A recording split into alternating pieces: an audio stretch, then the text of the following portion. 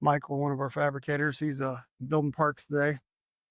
This jig stuff. I saw one at Bill Fry's. That seems like it's more complicated than actually putting a car. Oh together. yeah. And this is our modified jig, which we typically build cars every weekend. Okay. And that's our late model jig. We Okay. built it through a year. Yeah, no, that's about the size I saw at Bill's. Yeah. And then our Bill's stock car shop. jig is sitting outside. We roll it in as we build stock cars. Stock cars. You guys do stock cars too? Yeah, we go IMC stock cars. Oh, that is super cool. I did not know that either. Yeah, we build 4 or 5 of those a year. We build 4 or 5 of those a year, 3 or 4 factory stocks a year. Okay. I mean, we build multiple. Wow, that I did not know that really. That I thought really.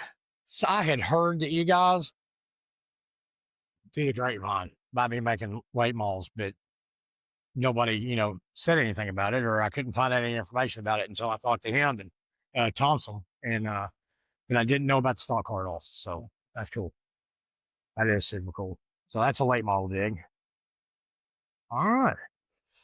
What there's something I was going to ask you. Ballpark figure on a late model. In what stage? Let's just say chassis. It's a bare chassis. A little over 7,000. I think around 7. Okay. How does that compare with other companies? Is it in line? Everything we're in line. Okay. So right. I mean, the modified industry, we're not the most expensive. We're not the cheapest. Okay. All right. Yeah. And have you had on the modified stuff? Have you had some big wins or notable wins or? I mean, notable drivers. Oh yeah, I mean, there's a lot of drivers. I mean, still a lot of good drivers still in the cars. I'm trying to think the last couple of ones, big ones we've won. It's a tough market, right? I mean, there are a bunch. Market. There's a ton of modified chassis builders. If you had to guess, how many modified chassis building companies do you think there are? 20 plus? Plus. That's what I would think too, right? Well, I mean, there's a bunch. Yeah, you got in Arkansas alone, you have you put a whip along there and over 5 or 6 chassis builders in Arkansas. Yeah. Just in Arkansas. Yeah. Oh, well, I mean, in Hughes, I know. I went to Hughes. They're not in Arkansas, but they're close. But yeah. So these modifieds, can they be any class? Okay, so we build modifieds for every class. Okay. From A mods all the way down to limited. Yeah, well, or X's or whatever. X's, B mods, things like that. We don't build like limited cars that are like the Metro Cream ones, like Southern Sport mods, stuff like that. But we build a Northern Sport mod, Cruiser car,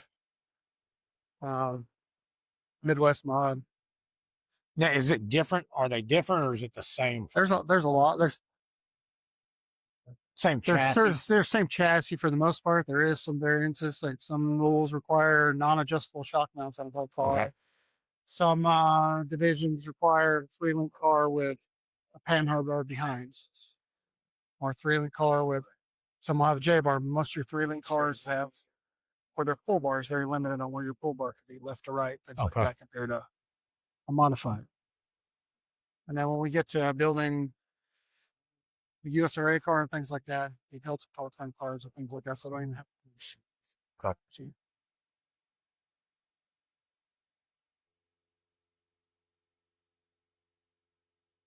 Yeah, do you get in on any of the building and setup and stuff? I get in more on the setup stuff, the building,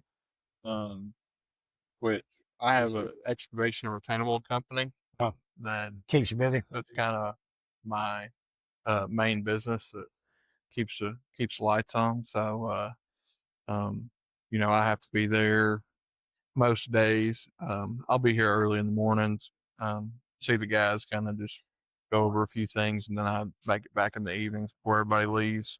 But if we get in a situation where we got a rush thing, we got a 911 something, then we'll all pitch in and get it knocked out. But for the most part, just set up stuff and trying to evolve a little bit of stuff. That's the big difference in for me. When you go from racing somebody's car to now you're building your own cars, and you're the one developing the new information. So generally, when you would be calling somebody looking for help, now you're the guy that they're calling looking for help. So it's kind of a change of pace, but I enjoy it just because I get more fun out of seeing somebody that you help do well than I do really me doing good. But obviously, you got to do good to get people to want to buy your stuff. So Well, I know Brody Thompson told me that because I asked him, I said, how's the customer service? And he said, if I call, they answer the phone. So I mean, that's an important thing right there too. So that was pretty cool to hear that. But for you, how proud are you to own? I mean, this is an iconic chassis. it's a pretty cool thing. There's, I mean, obviously we just take a lot of pride in our work, and that's one of my favorite things about the place is just attention to detail. Because we go to shows, we go to places like Super Nationals where we have manufacturers row, and you just kind of look at your competition, kind of see kind of where you're at, and I just think that I'm really proud of the way that we do things the way I guess I see it as the right way, maybe going the extra step to have, certain niceties that you're not going to see everywhere else. But that's kind of our common thing because that's what we do. You know, I mean, you got a brand where those two guys right there were some of the first guys to have a GRT. Mhm. I mean, that's pretty cool, man. Oh yeah, That's pretty cool. and it's pretty cool to see those guys, and we see them around and stuff all the time. And I mean, it's just crazy to think of how far the sport has come since Since yeah, they started and Right. how fast they were evolving.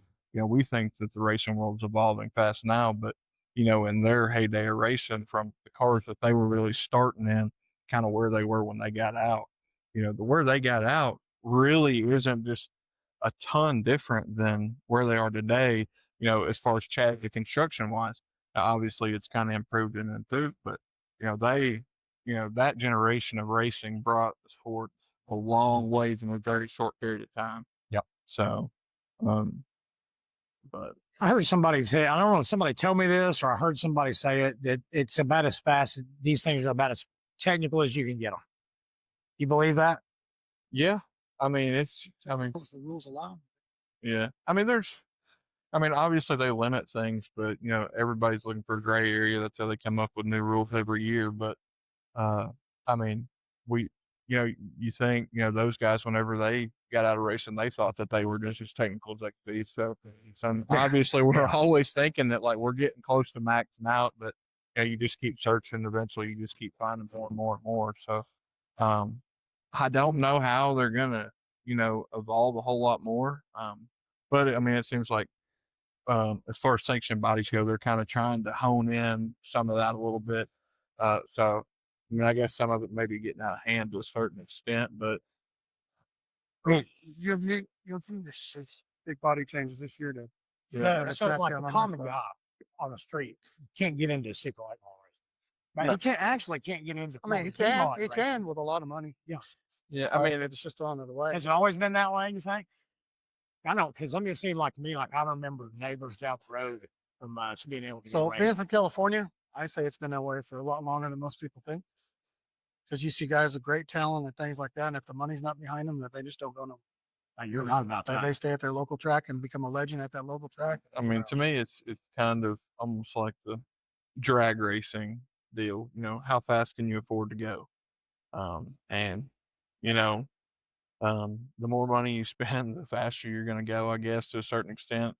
But you're still going to have to drive the thing. But I don't know.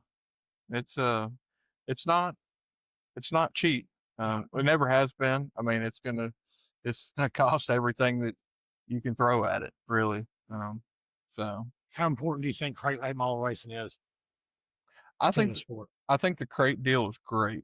And I think I wish like coming this way we could get more of that kind of moving this way. Which I've talked to Gary about that too, because I know he's kind of in tight with those guys at Crusoe. But like, I think if we could get some of that stuff, filtering in this way, it would really help because it's just the evolution. We've got a little late model class that runs around Arkansas, which we've got, you know, I would say, you know, 25% of our new late models that are out run this little local deal around here that just travels kind of around the state. And, the way it started was it was, old cars. Everybody had like a, '04 GRT when there's a million of them out there. Yeah. Everybody had a '04 GRT with a old street stock motor in them. And now, everybody's got brand new cars, brand new motors, and it's just kind of blown up to where it's getting to pricing a lot of people out of that deal. But the crate deal, it's a lot easier to police and it's a lot more inexpensive, and it just kind of is a good kind of get you into the late model class. And it's kind of like same thing with talking to Gary. Eventually, I'm sure eventually Brody's going to want to race supers. That's just kind of the step. He started in 602. He's going to run that for a couple of years, kind of get his feet wet, move up to 604s, and he may stay there for a while. But ultimately, his goal would probably be to race a super late model. And so it's just kind of the crate racing deal kind of gives it stepping stones to get there.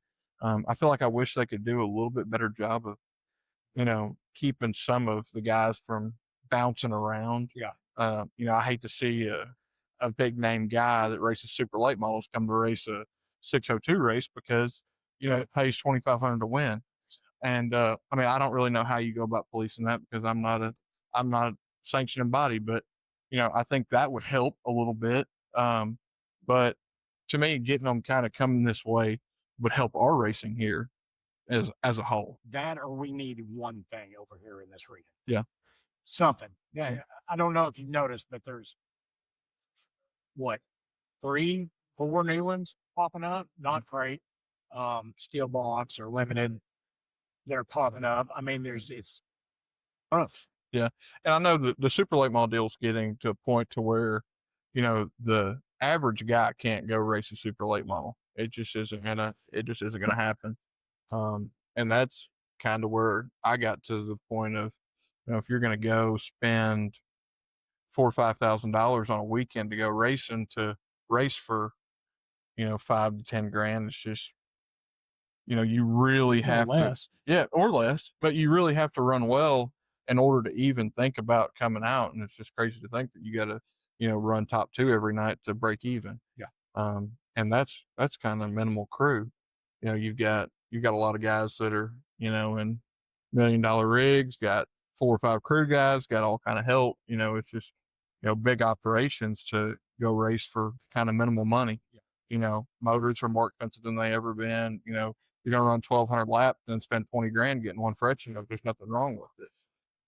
So it's just, the late model deal's really starting to price itself out of business. But obviously it's still strong. There's still a lot of people doing it in the super world, but it's just, I don't know. The average man just can't have a late model and go race and be competitive. No. This average man can't have a factory stall and go racing. Yeah.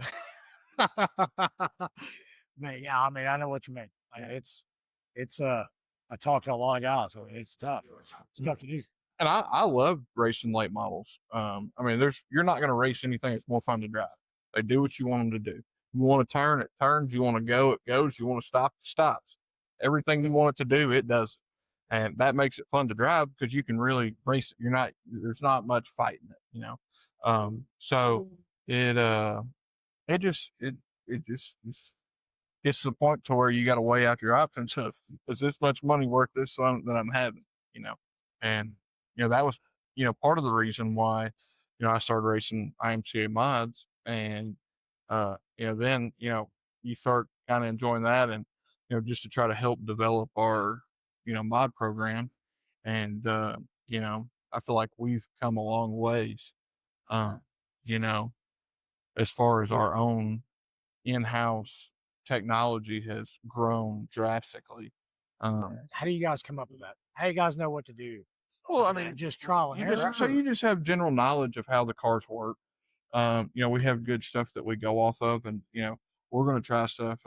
you look at my car, which it's not here right now, but you look at my car, it's like a freaking Frankenstein. You know, there's stuff cut off of it, welded on it, moved here, moved there, try this, try that. And, you know, we just keep good notes. So, you know, we're going to take something to a racetrack, you know, and we're going to say, hey, you know, we got this baseline that we know is just going to go good anywhere.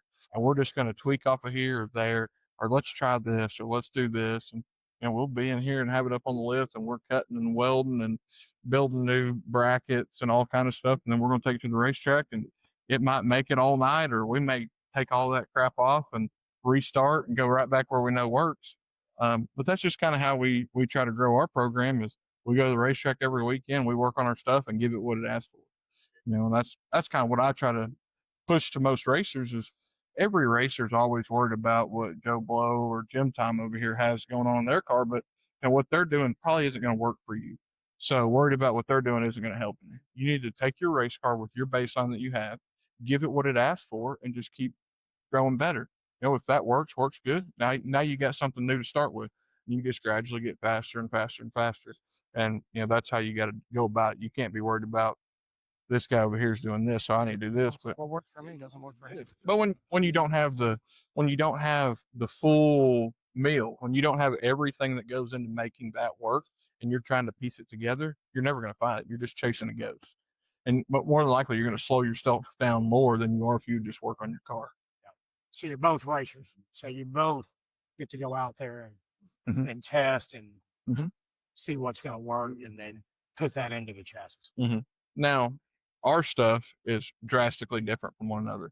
The way he drives, the way I drive are completely different.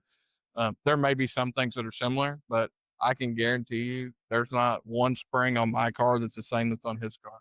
Not one ride angle on my car. That's just driver preference. That's just driver preference. You know, we can go to the same racetrack and be on two completely different setups. And we're both, you know, it can be the same speed, or he'd be better than me, maybe better than him.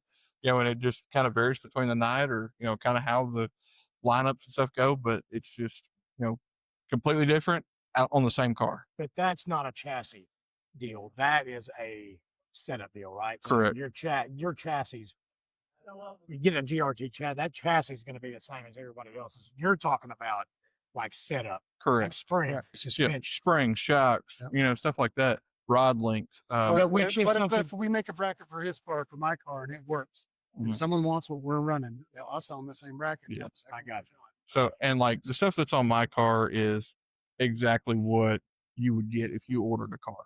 So just like this car right here it'll be, when it leaves here, it'll be set up just like my baseline setup, which will be our setup sheet. So, you know, we're obviously still trying to progress, but you know, now we're working towards, we're improving our 26, but you know, we're trying to start working towards trying different things that we could produce for 27. So we try to keep everything year based. Obviously there's going to be some things that change in the middle there, but you know, all these guys that have even 25 cars, you know, or 24s, you know, they're similar enough in certain ways that, you know, you can bolt on a new set of 4-link brackets, or you can, you know, change this or that or the other, and, you know, be, you know, more up to date than where you currently are, just with our progression, in which we have a good group of guys that, you know, we kind of consult with that are racing different parts of countries, whether it may be California, whether it be Michigan, whether it be, you know, Iowa or whatever, that we kind of all communicate. We all race different racetracks, all race different things. We're all trying different stuff. So it kind of helps us having a group together that we can, you know, work with to try to help